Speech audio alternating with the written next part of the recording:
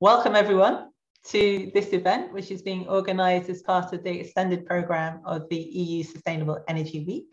And we are delighted to be here with some great speakers. We are going to be looking at member states driving green practices. My name is Siobhan Hall. I am a journalist and I am the moderator for today. So we are going to have representatives speaking later from the European Commission, from a national government, from a think tank, from the European Parliament, and also from local actors. So it's going to be a really interesting debate. Before we get into it, I have a few housekeeping points that I want everyone to be aware of. So we are going to be recording this webinar. So don't worry if you miss something, you will be able to access the recording and that will be available in a few days on the Agora Energiewende website. We will also be making all the presentations available, so don't worry about that. You'll be able to download the presentations. There will be links in the chat, so keep an eye on that. So everything will be available to you afterwards. If you have a logistical question, something technical, there's a problem with the sound, something's not working for you, please put that in the chat and someone will help you with that. If you have a question you would like to ask our speakers, then please put that in the Q&A. So content questions in the Q&A, logistical questions go in the chat. Now, one of our speakers, who is from the Slovak government, Olivia Vasikova, she unfortunately will have to leave before the panel debate that we have planned at the end. So just be aware that we won't really be able to ask Olivia questions directly, but we're going to have a bit of an interaction with her when she is speaking in her intervention. And I think there was a final point that we are going to take a break in the middle. So around 12:45, we're going to take a short break, about 5 minutes. That's us, the speakers and the panelists. We're going to show you a video. So you can either go make a cup of coffee or you can watch the video. Other than that, there's going to be a break. So you don't have to worry about missing anything. There will be a break in the middle. And so with that, I think I've done all the housekeeping. And I am going to invite our first speaker, who is Paula Abreu-Marquez, who is at the European Commission. She is a head of unit at DG Energy, and she works on relations with the member states on energy. So she is an excellent person to get us started on this debate. Paula, you have 7 minutes. I invite you to turn on your camera. Brilliant. Hello, Paula. Good to see you. And the floor is yours. Thank you very much. Good morning, everyone. Allow me first to thank Agora for the invitation to be part of this webinar on such an exciting subject, the reshaping of the European energy system. As you may recall, the Commission put forward energy system integration strategy last year, and basically it indicated three ways to go about it to get to the energy system of the future. First, prioritizing energy efficiency, so with more energy savings. Secondly, electrifying consumption, and this based on renewables. And third, innovating where we cannot electrify. So for those consumption that can hardly be electrified, using for that more renewable and low carbon fuels and hydrogen. And here we are, and in order to get to meet our commitments, the European Green Deal commitment of achieving climate neutrality by 2050, and of course higher 2030 targets, we need to have on one hand substantial investments, and we estimate that the energy system will need per year 392 billion euros more than in the past 10 years, so for the coming decade, and more than the previous decade. Of course, we need national planning and reporting, and this you may recall the governance regulation that is part of the clean energy package, whereby member states have prepared, submitted, and and you can change the slide if you like, have submitted the national energy and climate plans, which are currently being implemented. And actually we are working already on the rules for the reporting that member states will have to make. We are preparing an implementing act for that. The revision of these plans will be on the table quite soon, given the Fit for 55, the increased ambition there. Also in terms of national planning, and I'll have an opportunity to perhaps elaborate a bit more on this on the recovery and resilience plans. We have received 22. We have adopted by now 22 by the Commission. And next to investments, to national planning and reporting, of course, we need to have updated legislation. Can I have the previous slide, please? And here I'd like to bring in, of course, the Fit for 55. And here in this slide, you see the very comprehensive package that was put forward in July. This year, 14 interrelated legal acts. Some of them are revisions or recasts. Several of them are also new pieces of legislation. It's a very complex package. I'd like here to underline two things. First of all, our immediate interest from an energy point of view are the revision of the Renewable Energy Directive, or revision of the RED II, and the recast of the Energy Efficiency Directive, which come with new ambition, new targets, new measures to get there for 2030. But energy is everywhere else in all this package. So we have to make sure that now, during the negotiations in the Council and in the Parliament, that the consistency of this package is kept, as well as, of course, the level of ambition. The package is not complete. There are still a number of proposals that are being prepared and that the Commission will table in December, planned for the 14th of December. And there are important proposals coming still from the energy perspective, the hydrogen and gas decarbonization, a proposal to reduce methane emissions, and the revision of the EPBD, the Energy Performance of Buildings Directive. So the package will be just completed in the end of the year, towards the end of the year. Now I will change to the next slide, please. Yes, and looking now at budgets and support for investments. So we have the long-term budget, so the multi-annual financial framework, that we are in from 2021 until 2027 with 1.8 trillion euro. And this, as you may recall, is a combination of the MFF, so the multi-annual financial framework budget of 1.074 trillion euros. And on top of this, a temporary recovery instrument, the so-called Next Generation EU, with 750 billion euros. Of course, here in this multi-annual budget, we have traditional support streams, such as the cohesion funds, the common agricultural funds, that are also modernized and will continue to receive a considerable amount of these budgets.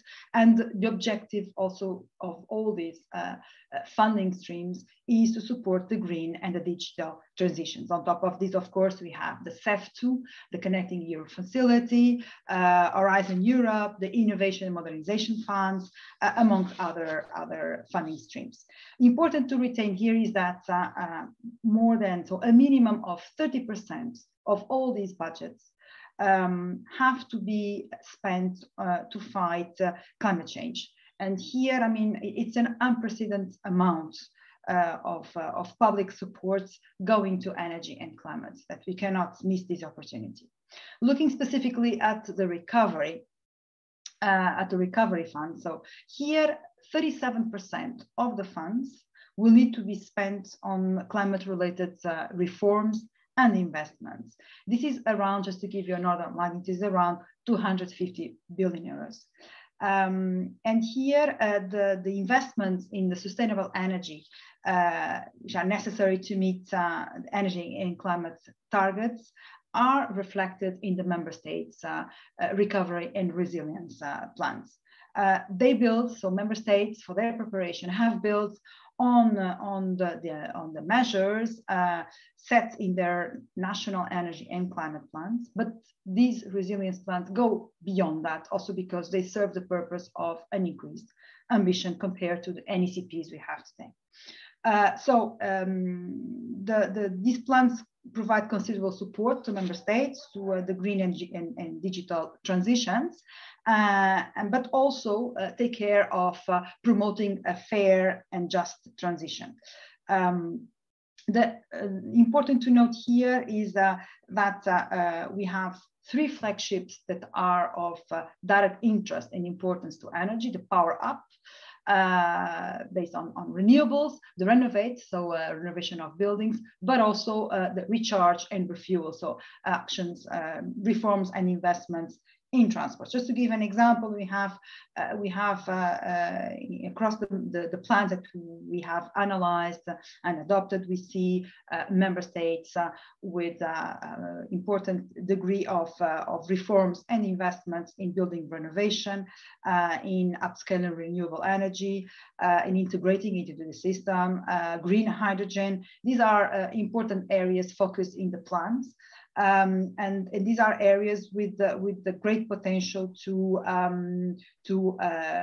create jobs, future-proof jobs, to modernize the infrastructure, but also, of course, to help increase and meet our increased ambition. Paola, we're running out of time, so yes, I'm finishing. So just to tell you that, as I said before, we have 22 plans so far adopted by the Commission, and we have around 177 billion euros allocated to climate and energy related investments. Just my last perhaps 2 slides, please. Can you change?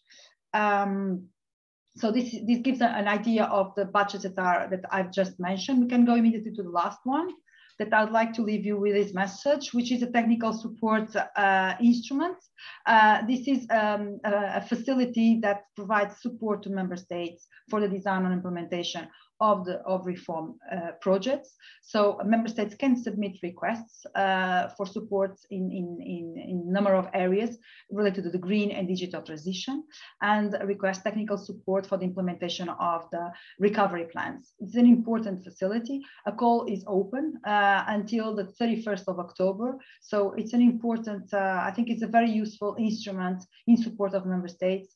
And so for those attending today, please do not forget to go and look and web link, open this web link and see what is in there that can help you. Thank you very much. Okay, thank you, Paola. And that was an excellent presentation and a good overview of where we are now, and particularly interesting about the technical assistance there at the end, because the whole purpose of this event is looking at how to enable national stakeholders to get more involved in some of this energy transition investment and spending and so on.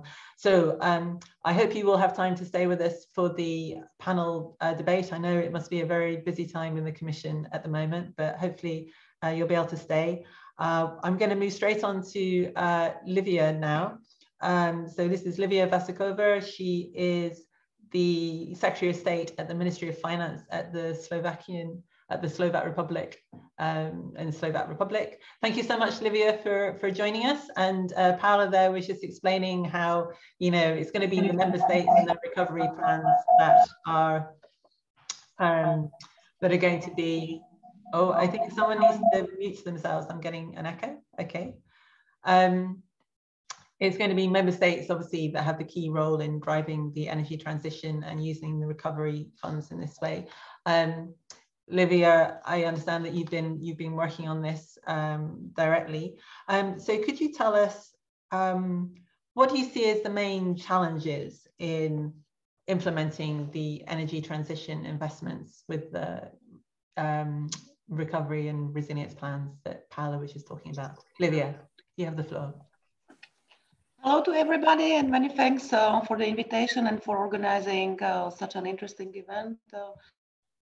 As already mentioned, I apologize in advance. I don't have time to stay after 1 o'clock. So please, if you have any questions, you can ask them directly after my intervention. I would also like to correct my position. I am not the Secretary of State at the Ministry of Finance. I work as an advisor to the Prime Minister and Director General in charge of the Recovery and Resilience Plan section at the Office of the Government. And here I would like to stress that it's very helpful that the Prime Minister himself is basically giving all the support in the realization and implementation of the plan. And the implementation phase is really the hard one. I was the one coordinating the preparation of the plan. Drafting the plan was not an easy task, and if other member states are connected, they can definitely support this. But implementing the plan is a much harder task. Coordination of various bodies that are involved in the implementation, and also going into areas that are not that known, in particular in the case of Slovakia, is also something that is very challenging. Moreover, what is different to the existing funding program of the EU, this one is linked to reforms. And in Slovakia, we have a very strong reform focus in the plan. That's why for us, the first phase is mainly about implementing the reforms that are then setting the stage for investments. You have asked what's the most challenging in the implementation of the plan. The plan is the most ambitious climate and environmental program that I have ever seen. And I am a commission official that used to work in DG Energy. So I have seen, I would say, many of this program, but this one really, it's not just the green tech that is at the level of 47%. In the case of Slovakia, it's 43, which I'm very pleased about. But also you have the do no significant harm principle, meaning that anything that you have included in the plan must be checked against basically the 6 environmental principles. So that's why for us, the plan is also challenging that we need to introduce procedures that were not done before. Like for instance, 70% recyclation of waste, of construction waste for all renovations that we are planning or all construction works that we are planning in the plan. And this is something that we do not have in the legislation so far. It has not been included as one of the reforms, but anyhow, the do no significant harm is bringing us to the higher level of environmental effectiveness, meaning that even though the waste management was not included as such, we have basically an obligation to do so. So what are the areas that we are covering in the plan? And many of them were mentioned by Paula: renewables and energy infrastructure, renovation, sustainable transport and e-mobility, decarbonization of industry, climate adaptation, and forest management. On top of this, we have buildings reconstruction that amount to 1/3 of the overall plan. So what's also challenging is basically coordinate various line ministries in order that they follow these environmental principles, and also I would say all these do no significant harm criteria that, that we have included for ministries that are dealing with completely different issues, like for instance, education or courts, justice. So that's why the body that I am now heading has the role basically to coordinate, to prepare guidance, to give advice, and at the end to control whether this has been delivered. Another challenge is the complementarity of funding. It's not just the recovery and resilience plan, but it's also the European structural funds, it's the Common Agricultural Policy Innovation Fund, Just Transition Fund, SAFE, Horizon Europe, and I think there were some others mentioned by Paula. For us, the question is how to assure that there is no duplicity of funding, because this is something that we have basically provided assurance to the Commission that will not happen. On the other hand, we also need to assure that there are not areas that are basically omitted from all the programs. So at the level of the state, we also need to improve the coordination where the funding is going and which source of funding is the most appropriate for a given investment need. And the third, I would say it's not really a challenge, but a particular difficulty that we are facing, that the time frame is very short. The administrative complexity we thought would be much lower compared to the structural funds, but it's gradually increasing. So it's also a message to the EU level that with such a short frame, we cannot go to the same level of administrative complexity as is valid for the EU funds, because we will not be able to deliver. And this applies to the sound financial management, but it applies also to the one of significant harm. I think I will stop here, as I see the moderator is already showing me that I am about to use all my time. So. Thank you, Olivia. That was a really, really useful and interesting overview of what it feels like from the member states. And interesting there, you're saying there is so many different EU funding programs now, and it's a question of making sure you're not duplicating, but you're also not letting something fall through the cracks, because you've got so many different options to choose from. And also a plea then about the short time frame and how the Commission relates with the member states on the recovery plan. So just on that last point, and very briefly, so Paula at the end was showing the slide on technical assistance. Could you tell us if there's something specific that you want from the Commission? I mean, I don't know. In fact, are you the technical assistance to the Slovakia at the moment? How do you see that technical assistance being used by member states? Okay, technical assistance is a very useful instrument. We have used technical assistance in the drafting phase of the plan. We are planning also to use it in the implementation. We think that the fact that the administrative burden is taken care by the Commission is certainly facilitating the process. On the contrary, what can be improved is the, I would say, direct link maybe to the company that is delivering services to the member states, and also using more local companies. Just to give you an illustration, we have used some of the money from the technical assistance on a communication campaign here in Slovakia. The Commission's DG Reform has contracted a company in Brussels that had no Slovak speaker in the team. So that's why they needed a subcontractor. And in the end, the big money is paid to the big company, not delivering the service. In the end, it's the local company that we are working, I would say, on a daily basis with. But there is no possibility how to get directly to this local company by bypassing this intermediary. That would prove basically for more efficient communication, but also for a value of money when using the technical assistance for the purpose that we intend to. And also what we are hoping to get in the next round is to get an expertise in state aid. This is something that is, I would say, relevant for many components that we have proposed in our recovery plan. And in particular, I would like to focus on the decarbonization of industry, where we would need a notification scheme. So that's why for us, this would be definitely a big help if we can get a technical assistance in the area of state aid. Okay, brilliant. Thank you so much, Olivia. So what I heard there was something that I think we'll come back to later in the discussion, that a plea to involve local actors more directly in helping be more efficient in the spending, and then an interesting call there for some for the changes to the state aid rules to help countries with the decarbonisation, which I know the Commission is reviewing the state aid guidelines at the moment. So that's a very timely plea from the member states there. Thank you so much, Olivia. Thank you so much for taking the time to be with us. I understand that you can't stay necessarily for the panel debate, so thank you so much for being with us now. I invite you to turn your camera back off, and I'm going to invite our next speaker to join us, and she is Michaela Hall, and she is a senior associate at Agora Energiewende, who is going to give us a presentation. So Michaela, you have 7 minutes, and I believe you have slides. Can we show Michaela's slides, please? There we go. Perfect. Hi, everybody.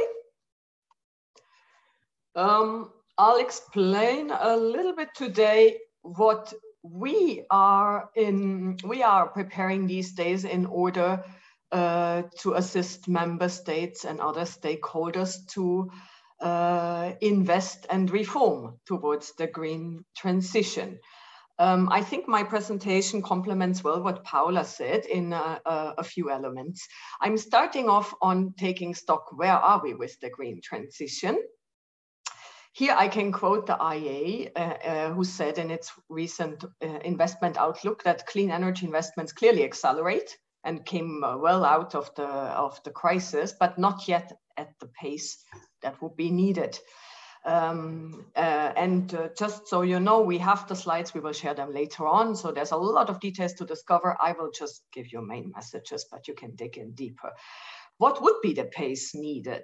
On the right-hand side, you find, we operationalized the new ambition for 2030 for the EU. Basically, what you see in there is the steps we would need and the quantities to decarbonize. In the case of renewables, what we would have to do is, we are at the moment at 20% renewables in the EU, and we need to be at 40, according to the new ambition. Only that for this doubling, we only have 10 years time this time around. We needed 20 to get to the first 20%. So that's what we need to do. How did the recovery support this move towards renewables? On the left-hand side, you see some analysis from Agora. We started from the current capacities, and then in dark blue. And then in light blue, you see what is needed for the NECP, and the dotted lines, what's needed for the new ambition according to the Commission modeling. Green shows you what the recovery plans contribute. And you see not that much when it comes to renewables. In fact, when you look at the plans, Paula said 22 adopted so far. If you look at those, you'll only find circa 20 gigawatts aggregated on renewables additional in those plans, whereas the Commission said in the flagships, you saw the flagships on Paula's slides. So the flagships are a recommendation where member states should invest in. It was not part of the legal text, but a strong recommendation. They wanted to see 200 gigawatts. So there we are far off. But we've already heard on energy efficiency in buildings, there's a lot. And also if you look for charge up for the transport part, for the clean mobility, there was the objective to reach 1 million new charging points. And actually the plans give already 800,000. So on that one, it's good. So now I want to talk about two projects that we do and how they can be informative to stakeholders at all levels. The first project we develop, so country deep dives, you see the countries that are darker colored. Those were the ones we focused on. And we, together with think tanks and universities and a climate finance specialized company, develop ready-made components, components as, you know, combining investment packages with reforms that the member state could use in order to add on what is currently planned. For example, and we will hear about this afterwards from Mathieu, for example, filling with life the other plans that the member states still have to fill in for the structural funds and for the Just Transition Fund, maybe at some point for the Social Climate Fund. And it can be used also to inspire other countries that have similar setups as those that we study. And now I give you a little bit of sneak preview on this. So basically our 6 countries, and then you will see we work across all sectors: power, industry, transport, and buildings. Livia was talking about how it is a challenge to find a good combination of funds. And for example, what we intend to do for PV, for photovoltaics, as part of the Czech plan and also the French plan, is to see how you could combine CAP funding with other funding sources for agrivoltaics. So that is a new one. Industry was generally not so well covered in plans. So we also developed decarbonization of industry, as you see on the bottom for Poland. This is another example. Now, this digs deep into one of our components. In this case, it's the Czech Republic, which will also be our first country study to be ready. And there will be a national workshop. You can see it on the slide, hybrid, so both in Prague and virtually. On the left-hand side, we calculate the impact of what we propose on top of what the government is planning. and on the left-hand side to see the rationale of why we are doing this. And you will see that we basically take as a starting point what the Czechs have with the green savings scheme, which is a good scheme, but it's not taken up sufficiently. And so we suggest improvements to that, and we hope that this can be useful. This is my last slide already. The second project we work on with Agora is very different. This time we set up an interactive EU website. We will be launching it soon. And you will find there short interviews with experts. Videos are only 4 to 5 minutes long that tell you what was done in their context in order to be successful in decarbonizing, for example, a district heating network. I don't have to say much more because we will actually show one of those later after the panel in the coffee break. Thanks a lot. Thank you, Michaela. And that was a very interesting study that you've done there. And it must be very interesting to go into a deep dive because often we don't have time to look so closely at what is going on. So thank you very much for that, Michaela. We will come back to that. You mentioned the video. We're going to show the video later. I think we'll come back to you during the panel debate, maybe with a question, because we're getting a little bit close to time. So we're going to move straight on to our next speaker, and that is Kieran Cuff, who is an MEP, and he is also president of EU Forests, which is one of the organizers of this event. So if Kieran, well, let me just check if Kieran is there. If Kieran is there, can he turn his video on? And so whilst we're waiting for Kieran to, I see movement. I'm trying to, I seem to be blocked from turning my video on. I'll try again. Okay, well, I hope the organizers can help Kieran with that. There we are. I think I'm there. Voila. Voila. Lovely to see you, Kieran. Thank you very much. Good to see you. Thank you very much for joining us. And we're delighted to have you here. Now, we know that you are president of EU Forests. I wonder if you could just tell us very briefly what EU Forests is, what it does. I'll try and do that in a paragraph. EU Forests, the European Union Forum on Renewable Energy and Energy Efficiency. It's basically a cross-party group of parliamentarians around the European parliaments, and then also within the European Parliament itself. And our core objective is to promote renewable energy and energy efficiency. But put very simply, it's a group of like-minded politicians who are trying to ensure that the legislation relating to renewable energy and energy efficiency is as progressive and as ambitious as possible. So in the European Parliament, we generally meet up once a month to discuss how to achieve our goals of a renewables-based energy system. And that tends to happen in Strasbourg. And we often would invite a European commissioner to be with us. So last month we were honoured to meet with Executive Vice President Frans Timmermans to discuss the Fit for 55 package, as well as the COP25 in Glasgow. And then, of course, at a member state level, there are interparliamentary fora. But that is pretty much what we are.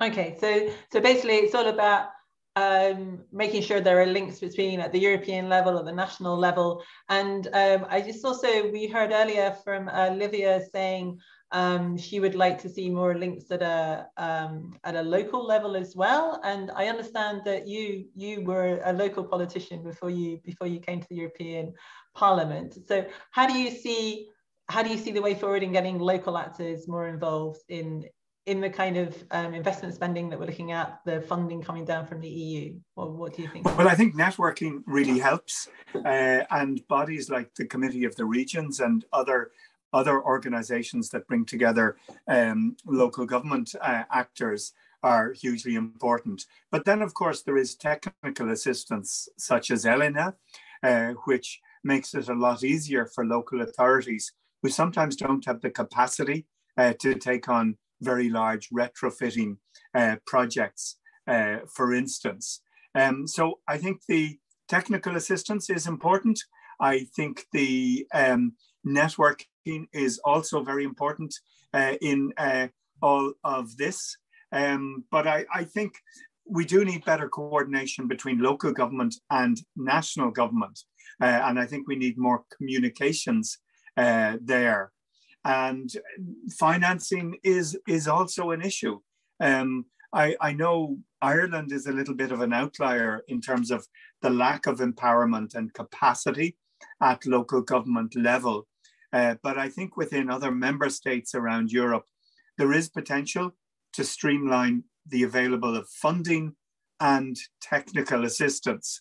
And when I wrote an own initiative report on the renovation wave for the European Parliament, I suggested that we need one-stop shops.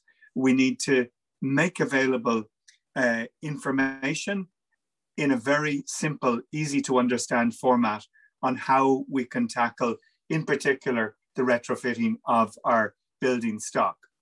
But then, of course, through bodies like EUFORES, we hold national workshops in the parliaments of member states. And that allows a link up with policymakers, certainly at a national level. But I think at a local level, we need to do more. Within Ireland, we have what we call climate action regional offices, CARO offices, and they do try and promote and work with local authorities to make climate action a reality. And actually, when it comes down to it, local authorities are responsible for a lot of the building stock, but they also often manage the transport network. And I think particularly as we look ahead, we'll see a fusion or a joining up between buildings and transport and mobility. Very simply, the ability to recharge your vehicle. So I think local authorities are quite well positioned to help fuse that connection on integration between transport and buildings and help us on the road to decarbonisation there. Excellent. So clearly a lot of work involved for all the politicians at all levels here. And I mean, we heard, I think, from Olivia that Slovakia is going to allocate maybe a third of its funding under the Recovery and Resilience Plan to building renovations. And you were talking just there about merging, you know, this sort of synergy between buildings and transport infrastructure and so on. Do you feel that there might be that direct renewables investment, because you were saying earlier that EUFORES is about promoting renewables, are renewables missing out in this, or is it enough that it goes to buildings renovation and infrastructure for transport? Well, quite often it's an opportunity to use renewables in deep retrofits, and most deep retrofits around Europe would involve the use of photovoltaics on the rooftop. So if we get beyond the kind of the simple retrofit of maybe changing the windows or the boiler and go for something more substantial with significant investment in insulation or wrapping the building, then it's an ideal time to bring in photovoltaic. So it is an opportunity for adding in renewable energy, or indeed connecting to district heating systems. And I think particularly within some member states' recovery plans, the renovation wave figures quite prominently. Looking at it from the vantage point of Brussels, I think it's important that we identify any bottlenecks or roadblocks in this. And one thing we've identified already, well, two things. One is we need to double or treble the renovation rates. And then there is an issue over capacity within the building industry and the need to upskill. So I think we all have to go back to school, whether we're architects, plumbers, electricians. So the upskilling within the construction sector and increasing the workforce to undertake deep retrofits are issues that we need to address. And that can be done both locally, nationally, and at a European level. And certainly we've identified these as part of the challenges that need to be overcome. Excellent. So it's very interesting there, Kieran. It sounds like, although we're kind of used to renewables projects being large-scale renewables projects, from what you were just describing, there is an opportunity to be increasing the capacity of renewables through lots of individual investments at the domestic level, at the household level? Oh, absolutely. And I think it's an opportunity to empower the consumer as well. So the advent of the prosumer, of someone who has control over their own energy use and who also can contribute to the management of energy, particularly the electrification that we're seeing. I think there's certainly the possibility for the home consumer to assist with that in terms of when they might use heavy demand devices like an oven or a dishwasher, and in load shifting, in peak shifting, and maybe in looking at tariffs that encourage this, and then looking at the connectivity of the e-vehicles to the grid to decide when and where you might charge your scooter or your car, and contractual arrangements that might allow the consumer to make available some of their battery surplus to the grid to assist with diminishing the peaks and the spikes of demand. So in looking forward, I think the consumer will be more in charge of their electricity demand and their decarbonization plans, and they will be able to make a very positive contribution to actions at a local, regional, or national level. That is very, very interesting, and it's going to be a big cultural change across a lot of societies as well, isn't it? So we live in interesting times, as they say. We sure do. And that's so thank you so much, Kieran, for joining us, and I hope you will stay for the panel debate that we have coming up. And I'm really glad that you were mentioning there again about building up charging infrastructure and households having control over their energy, because we are going to go now to a video that Agora has made from Norway, which is all about how Norway has become such a success story with e-mobility. So Kieran, thank you very much. If you'd like to turn your camera off, we're going to take a short break. As I say, Agora has been working on a project called Success Stories, and we are delighted to be able to show one of the first videos that have come out from this success project, and it is called Electric Vehicles in Norway from Niche to Mass Market, which is pretty much what Kieran was talking about there. And so whilst the video is playing, obviously the speakers will be taking a short break, and then we will be back after the break, and we have a very interesting panel debate lined up, and we have some more speakers as well. So please join us when we come back, and I'm going to ask the organisers to play the video. See you in 5 minutes. We've moved from the early adopter stage to a mass market.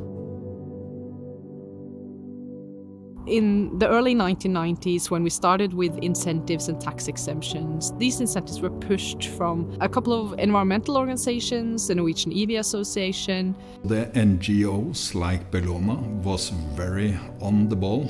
The government were listening because we had goals to cut emissions. It all started as industrial policy. We wanted car manufacturing in Norway, and we saw EVs as a possibility. When we didn't succeed in establishing car manufacturing in Norway, these policies transformed into environmental policies. The politicians, they didn't want to take all these policies away, and we had this fantastic development because of this strong policy package. The politicians has pulled in the same direction, both on national level but also on local level. The main policies in Norway are VAT exemption. The VAT is 25%. We have a really high purchase tax on cars, and EVs, they don't have to pay that. In the city of Oslo, the toll rings have played a really important role, because in the beginning you had 0 tolls for electric vehicles and quite high tolls for petrol and diesel cars. In 2019, Oslo started to also have payments for electric vehicles in the toll roads, showing that EV owners also have to contribute to the local infrastructure and road building. You could actually have up to 50% toll fare for electric vehicles as compared to petrol or diesel. Seeing is believing. What we did was putting out chargers downtown Oslo where everybody could see them. It was a success and people loved these products. So what we did was actually to put out more chargers, deploy more chargers everywhere. We Norwegians are not more environmentally friendly than in any other European country. It's the fact that we've been given the choice of choosing an electric car. The policy package made the price of EVs similar to diesel and petrol cars. Cheap to buy, cheap to use, practical and convenient. That's the most important. But in addition, you need the infrastructure. We currently have more than 3,500 fast chargers in Norway. We will need a lot more in the coming years because the uptake of EVs is higher and higher. You see bigger and bigger stations with more and more chargers, so it's more capacity and more areas are now covered with chargers. We have to think smart around the whole energy sector really, and EVs and electric transport is really a very important part of it. At the moment we are testing out wireless charging, inductive charging. We are also testing battery solutions. On a short time frame we can also store energy. In the future we might also have more vehicle to grid, which might be important in certain areas of the world. We had the policy package in place by 2004, but we haven't done much with our policies since then. So we just kept the policies. That's the important thing, while the cars have been gradually much better and cheaper. 2012, only 3% of new car sales were electric. Now, 60% the last few months. So it's a very steep increase. And that makes me really positive for other countries, because you don't need that high incentives that you have in Norway to start the initial sales. From 2025, all new car sales are to be zero-emission cars. I'm very positive when it comes to the speed of electrification in Europe and the rest of the world. It can go really fast if politicians around the world do their part, because that's key. Just tax what you don't want and spend that money to promote what you want.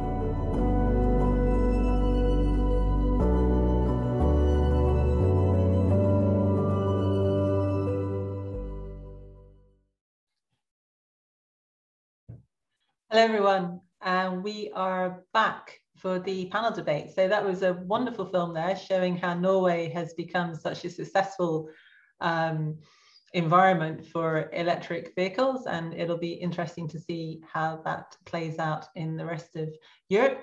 I would like to ask all my panelists to, well, actually no, I'm going to start by introducing a couple of panelists that we haven't heard from yet. So I would like to ask Mathieu Fichte to turn on his camera and to unmute himself. And Mathieu is from the European Commission, and he has been working in regional policy. And Mathieu, I want to start with a quick question for you. What do you think is the best thing that national governments can do to make sure local and regional actors are involved in this energy transition, in the investments? We've been hearing a bit from some of the earlier speakers about how important this is. So Mathieu, what can you tell us about that? Good afternoon. First, thanks a lot for giving me the opportunity to speak. I would like just to answer straightforward to your question and say that it is really about, I would say, two key words, which is about involving and building ownership. So it's really, I would say, the role and the task of national authorities to make sure that they work with all levels of authorities at regional and local level. We have heard before as well from other speakers how important this is. So the concept of cooperation. And this means that they have to do this at all stages of implementing a program or project or EU funding, such as through the RRF or cohesion policy funding or other funds, meaning involving all the other levels of authorities and actors at the design stage, so in strategies and planning, and of course in implementation. And when they do that, what we see as being really the key success factor is to build partnership. And in our policy, for instance, we have what we call a partnership principle, meaning that socio-economic partners, so the economic world, universities, NGOs, associations have to be fully part of this project developments. And we know that we will only reach our ambitious energy and climate goals if we involve everybody, including citizens and local authorities. So the key word really there is about involvement, building ownership, and making sure that funding opportunities and the projects reach out to all the citizens and the local authorities that actually implement it on the ground. So I think this is really critically important. Okay, thank you. Thank you, Mathieu. And that's an excellent point to segue to our next speaker. So if you would mind turning your camera off, I'm just going to invite our next speaker, who is one of those local actors, and that is Martin Mikeska. And he is from the Czech Renewable Energy Chamber. And Martin, I have a question for you. And that question is, so we saw that the Czech Republic just had elections and there is a change in government coming. So in your view, how do you think the change in government might impact the green reforms that may or may not come? Do you see a change in attitude towards increasing capacity in wind and solar, for example? Martin, the floor is yours. Well, yeah, thank you and hello everybody. Well, the fact is that the winners of the elections and the future coalition partners are 5 center to right-wing parties. But I think that the most important things are that first, Czechia has recently adopted 2 key renewable legislations, and second, that the principles and distribution mechanisms of all the green funds has been already set up, which these 2 factors together means that after a decade of renewable stagnations in Czechia, the country is again on the starting line for the renewable future.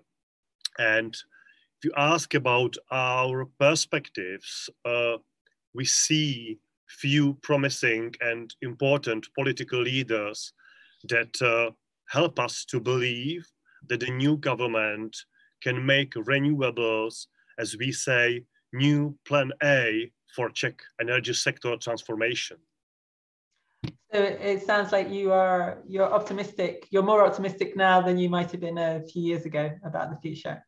Yes, we are. I think the attitude has started to change, however, not fast enough, not quickly enough. Okay, brilliant. So Martin, please stay on with your camera, and I would like to invite the other panelists to join you. So Mathieu, if you can come back, Michaela, Kieran, and Paula, if you are still, if you're still here, that would be great. Excellent, wonderful, thank you. Thank you, good. So now we are into the panel debate. Obviously, we had some very interesting information and views coming into this. And it's unfortunate Olivia couldn't join us for the panel debate, but actually I already asked her the question that I'm now going to put out to the panelists, which is, what is the greatest challenge that you see national governments facing in using the EU funding that we've been talking about to help drive the energy transition? And if I could, I would like to start with Paula, if that's okay. Paula, what do you see as the greatest challenge for member states? Thank you for the question. There are a number of challenges, I would say. I mean, I think that the plans are constructed in a way that it's quite clear for the member states what they have to do, how they have to do, and by when they have to do it. I think that the challenge is really if unforeseen circumstances come into place, okay? Just an example, we all hear about one of the consequences of COVID crisis has been some problems in the supply of materials, for instance. Imagine that this has repercussions, for instance, on implementing building renovation projects, okay? So this kind of unforeseen circumstances, that's one. I don't think that changes in government will have much of an effect because the plans are adopted and these are not open for revisions, let's say. So I don't think that is a major challenge, but I would say that really unforeseen circumstances, and by that, the fact that some forces may profit to change gear and change, try to change priorities. Examples, I mean, we are all, aware of the current circumstances of high energy prices. There's a reason for that. We have strong reasons to believe that this is a temporary situation requiring temporary tools and not putting into question policy objectives and trajectories, on the contrary. So, but this kind of unforeseen elements may really bring some issues to the implementation of the plans. One last thing, and here I really would like to perhaps to pick up one thing that was said in terms of the inclusiveness and the participation of locals and the various stakeholders in project development. I think that's one issue that it's important that decision makers factor in their activity is the reaching out to the citizens, to the communities, to the local level, because of the necessary support and acceptance, public acceptance. And here, obviously, I'm looking much more at projects, infrastructure projects, for instance, related to renewables generation. We see more and more across Europe forces against lack of acceptance, public acceptance, even opposition. And here, I think there is a great deal of information that is lacking, and inclusiveness approaches. I think this is important. Thank you.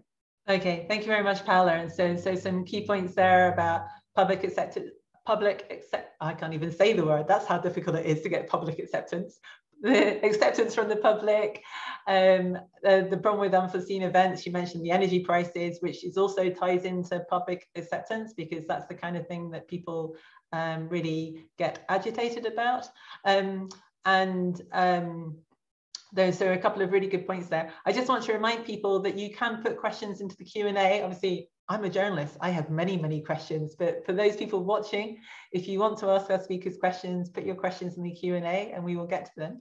So I think it will be, I'd like to turn now to Kieran, because I think there's a nice synergy there, what Paola was saying about local actors and public acceptance and dealing with unforeseen events. So Kieran, what do you see as the main challenge? Well, I think Paola was correct in talking about issues like supply chain difficulties, the rise in price in construction materials, and indeed in energy prices over the last while.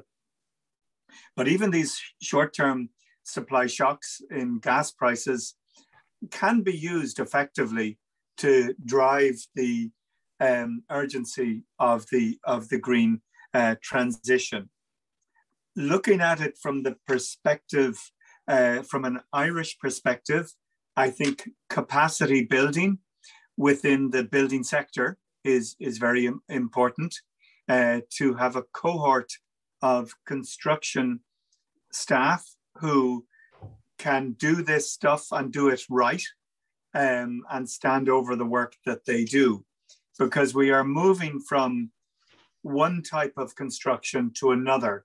It's more technical, it's more precise, it involves a lot of technological connectivity between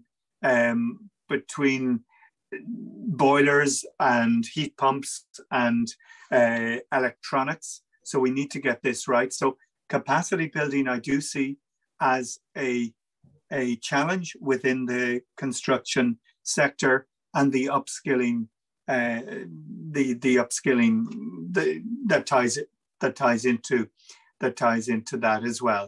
And then I would also say that we need to offer the improvements in a very well packaged way to the consumer, who is still quite confused about what to do and when to do it.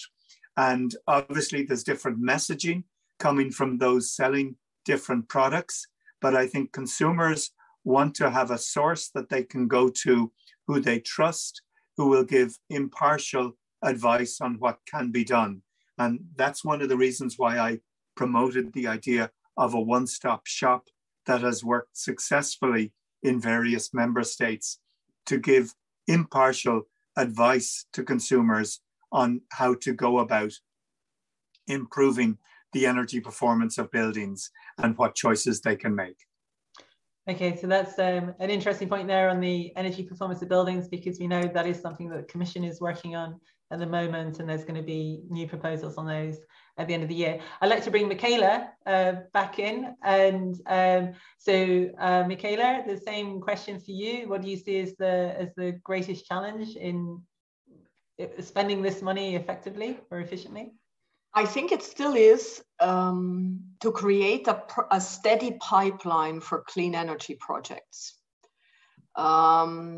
Because we've seen already before upscaling, the renewables are not for example, are not on a track where they used to be. So there needs to be more area, designated for that, and permitting procedures. These are actually all provisions that were already in the last package. So there, the transposition is very important. And secondly, also what you need in order to get those more decentral projects is what we were talking about basically throughout the session, is this, for example, if you really want to systematically decarbonize district heating systems, you need to have a dialogue in place with those local authorities. And maybe there is still a way to improve that. Mathieu said in Reggio, it was, they have experience in doing this. For the recovery, things had to be wrapped up really fast, but maybe there's a way of bringing those in a bit more systematically, and then you will find out about, they will tell you that they will need money, basically. Okay, thank you, Michaela. Well, that seems to be a good point to bring in Mathieu then, because Michaela is saying, hey, Mathieu, it's all about getting in contact with local actors. What do you see as the big challenges, and how can they be addressed? Indeed, I think I would just repeat what the two previous speakers said, because that's for me really the key challenges. So the first one is a project pipeline. So it's about the challenge for authorities at national, regional, and even local level to have a good project pipeline, and not just projects, because anybody can have a project, but the challenge is about having a good project that is up to the level of what we need for 2030 and 2050. And then the second one, what Sharon said, is capacities. There is no money on the table. We have seen in our case, we have provided funding for quite a decade or more on energy efficiency and renewables. But either we didn't have a project pipeline available, and this needs a lot of time to develop, or if a project pipeline was there, we had major shortcomings in terms of administrative capacities in the private sector, in the construction sector, and then it just doesn't happen. And so to join the dots, we really need these two elements, so ideas, project pipeline for the next 5, 10, 15 years, and of course, the private sector and people that are able to turn this project pipeline into concrete projects on the ground. And there we see still major difficulties in many member states. And I think this is our common challenge in the next 5 to 10 years across the EU, to make sure that it happens. I think the funding issue is not totally settled, but we now have a lot of funding available, and the private sector also more and more makes funding available. But it's now about turning this funding into the right projects we need for the next 20 to 30 years. Okay, so we've got the funding issue, it's not necessarily funding this problem, it's the capacity building and actually having projects to fund. So Martin, the view from Czechia, I mean, do you have a long project pipeline coming up? Do you have lots of capacity in Czechia to make it happen? Thank you. No, really not. I think especially in the case of Czechia, you could see how big change is necessary, especially in the wind sector. In the recent years, I mean, in the last 10 years, Czechia has built around the same wind capacity as Austria builds every year. And the biggest issue was the lack of incentives, financial incentives. Recently, and as previous speaker said, we see definitely enough funds. We don't face the troubles of funding of the missing incentives. On the other side, we see the renewable technologies being cheaper and cheaper. And the only key issues are permitting procedure, and especially in the case of wind, in the sector of photovoltaics, we face, I would say, rather smaller issues, rather technical ones, not the psychological barriers as in the case of wind. And third, in the sector of biomass, we would need carefully step further with new biomass explorations, which is the issue of sustainability. So just on that point, so you're saying it's more difficult for wind than for photovoltaics, and I mean, Kieran was talking earlier about, you know, photovoltaics could be built in as part of the buildings renovation. Would you see that photovoltaics, because they can be done smaller scale across a wider number of installations, are less, or are easier to facilitate than presumably big wind farms where you run into the public acceptance issue? Absolutely. I mean, there are minor issues regarding the financing of photovoltaics. We doubt whether the main financing source, which in our case is the modernization fund, you know, the EU revenue funds, has got some prioritization of large photovoltaics that would be developed by polluters, by the EU ETS members, instead of small, medium scale installations being the priority. This is the most important thing. Probably we criticized the government that is now on the leave, etc. But generally, yeah, the biggest issue in implementing the phase is the permitting procedures for larger renewables. Okay, you say permitting and everyone on the panel nods. Everyone nods about permitting problems. And I've been covering energy policy for a long time. And I would say permitting has been an issue for, it seems like, since they started building things. So I don't think we'll park that for this debate. But I'd like to come back to Paula, because one of the questions that we have coming in, I mean, do you see the recovery and resilience plans, is it an opportunity for member states to scale up their ambition, or now the money has been allocated, does it also maybe sort of fix their ambition? You know, it sounds like they're spending a lot of money on buildings renovations, but we were talking earlier how they're not directly investing in big renewables projects, and that's possibly because of permitting. But I mean, do you see the recovery and resilience plans as enough to deliver the ambition that member states will need, or is they're going to need more and more of other things? Very valid question. We have to bear in mind that the recovery money, of course, it's an important envelope. incredible envelope, but it's not the only one, okay? It's not the only source of support to upscale the decarbonization of the energy sector and the energy transition. What we have taken care of in the assessment of the plans, of the draft plans, was really to make sure that that member states there were going beyond the national energy and climate plans ambition. That, as you know, the ambition of these plans were set in the clean energy package. So, for instance, when it comes to renewables, the target for 2030 was 32%. Now we are in a different constellation. The ambition has been raised to 40%.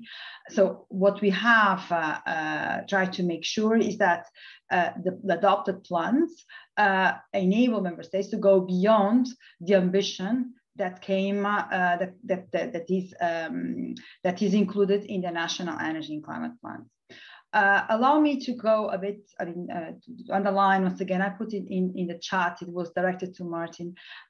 The recovery plans, so it includes an important part of support to speed up reforms, okay? And it is a very big incentive for member states because, as you know, the disbursements, so the payments to member states on the basis of these plans will be made against the progress achieved and milestones. Okay, so there will be a very strict monitoring of the implementation of the plans. And so we have high expectations that, of course, there is the investment component, very important, but as it was outlined by many, and everybody was nodding on permitting, it's an example of reforms that we have high hopes that through these plans we'll also have an extra incentive for member states to speed up reforms, okay? That we tried, for instance, in the Renewable Energy Directive together with Michaela, we tried for the first time to include provisions, right? And including RED 2 provisions to streamline the administrative procedure, to come up with a one-stop shop and so on. Not easy for member states to transpose and then to implement. So I see that these plans can constitute, the RRPs can constitute an extra incentive for these reforms to come on stream and to be speeded up, because they are a great barrier for delivering on the ambition and the targets. Yeah. Thank you, Paola. And I think I'd like to bring Kieran back in, because obviously you were talking earlier about the role of EU forors, and the connection with national parliaments and national governments and so on. So there's an opportunity there to. Is there an opportunity there to encourage or help member states increase their ambition on their renewables?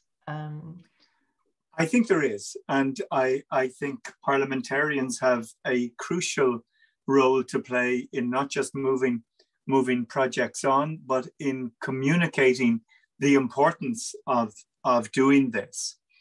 We spoke earlier about permitting, but there are also delays due to opposition, community opposition, and often that's based on fears of the unknown.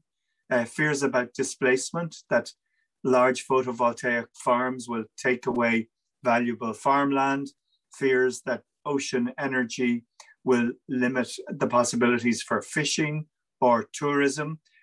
Certainly, I see these issues manifest at the moment, and I think there is a need for leadership from elected representatives to dispel those fears and to act as advocates for projects.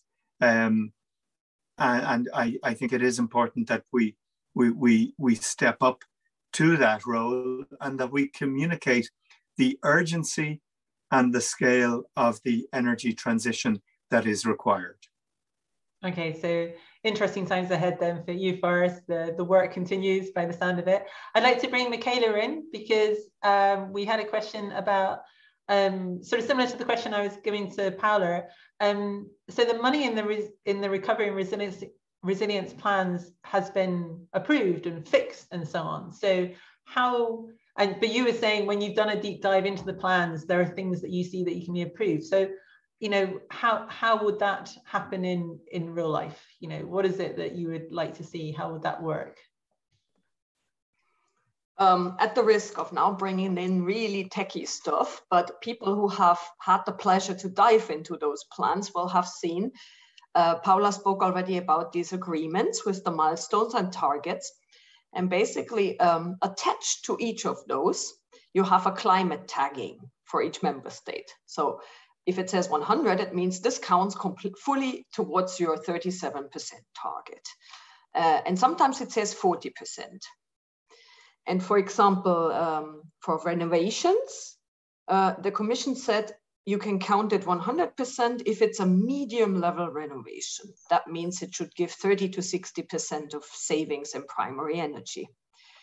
And so, for example, these things you will have to watch. And for example, as part of our country project, we try to improve ambitions. For example, you know, you could do more in that specific case. So, so here you have opportunities to still influence the way it is done, and so that it delivers more in a way. Okay. Yeah. Okay, that's interesting. So although all the plans are made and they are approved, but there is still some room within them to increase the outcomes or improve the outcomes within the parameters that have been agreed so far. You're nodding, so that's good. I've got that. So if I may, for example, issues also hydrogen. A lot of member states want to you know, start with the electrolyzers and the capacity. And an important point we make is always, this should be tied to additional renewables. Okay. That's not always specifically spelled out in the Commission's contract. It's like a contract with the member states, you know. But there's room to push for member states. You can be inspired from the additionality criteria that soon come out, which will hopefully be ambitious. And you will have immediately a few gigawatts more of renewables on top of what you were planning. Well, that is a very interesting point. And I know that there are entire webinars devoted to that particular point. So I'm glad that you've made it here. We are running out of time, unfortunately, for our own debate. So I want to come to our wrap-up question, and I hope you've all had time to think about this. But basically, we know that this event was proposed and put together. It's part of the EU Sustainable Energy Week extended programme. And the aim of this event was to get national stakeholders, how to help national stakeholders get involved in the debate on achieving the net zero Europe. So I'm going to go around the panel, and you'll get to pick one point that you want people to take away. Feel free to pick the same point. Please don't pick permitting. One person can pick permitting, but I don't want it to be permitting. But I'm just going to go through the panel, and I want one point, very brief, because we only have a few minutes left. You see, it's on my head already. A few minutes left. Paula, one point that you would like people to take away. The energy transition, decarbonizing the energy sector is a way for Europe to become much more resilient against a crisis like the one we are living now with the energy prices. Okay, very topical point. Well done. Kieran, one point you'd like people to take away? Well, I think Paula's point was a very important one. I think we have to simplify the process at all levels. That does include the dreaded permitting, but I think in selling the product, it's a bit like Steve Jobs and the iPhone.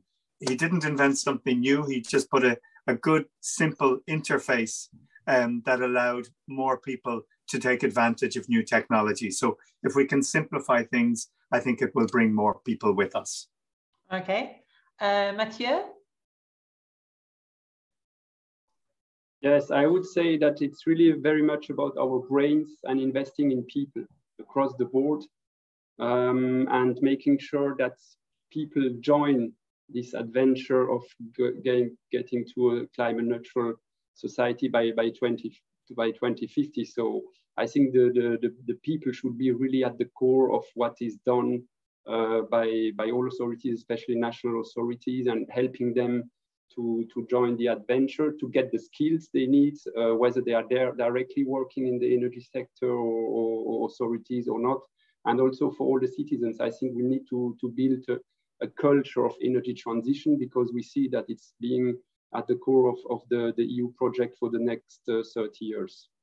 Okay, so thank you very much, Mathieu. And notice how Mathieu managed to squeeze about 4 points into his 1 point that he would like people to take away. So well done, Mathieu. Good use of your time.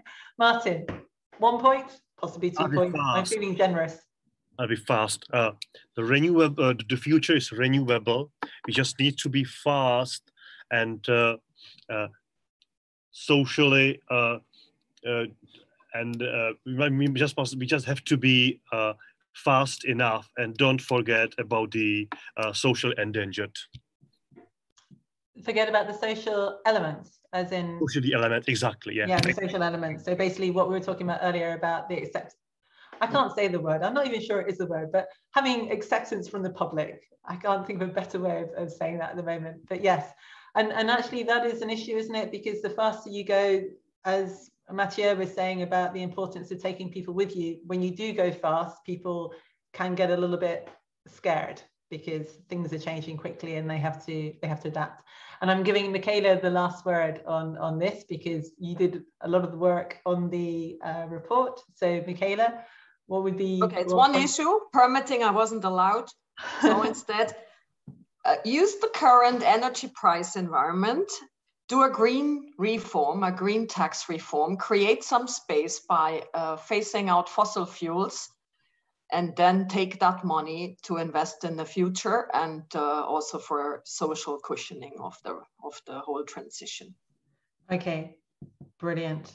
So just to recap there, so basically the views from the panel for the points to take away, we have that basically decarbonisation is going to increase our resilience, so it's a good thing to do anyway. It makes us able to live in a world where the energy price shouldn't have such a divisive effect on the society.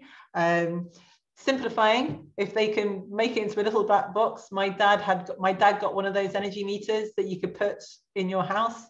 Yeah, I mean, it stayed unconnected for a long time and he didn't really understand.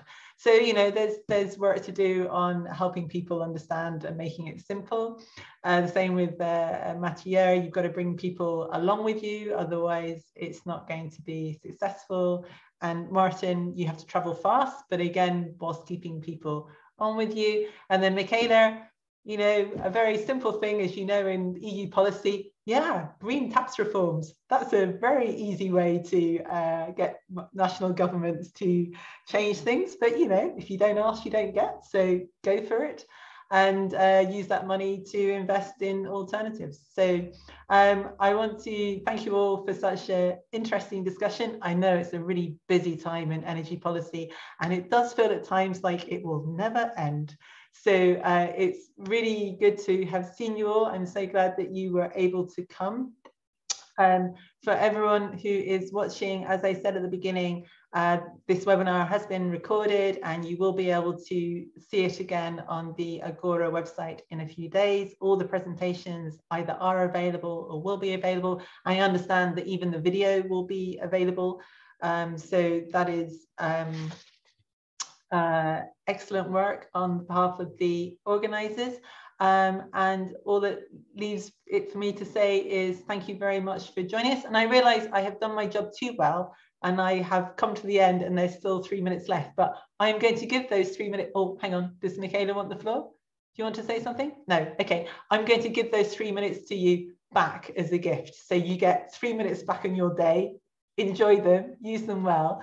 And I look forward to seeing you again, because I'm sure we will be continuing this debate, I'm sure, for many months to come. So I just want to give you a round of applause for me. Thank you very much for coming. And I am going to say that's the end of the webinar. If the panelists just stay for a few seconds, so when people leave, it's not like we all headed out very quickly without them. So there we go. That's the end. Thank you very much.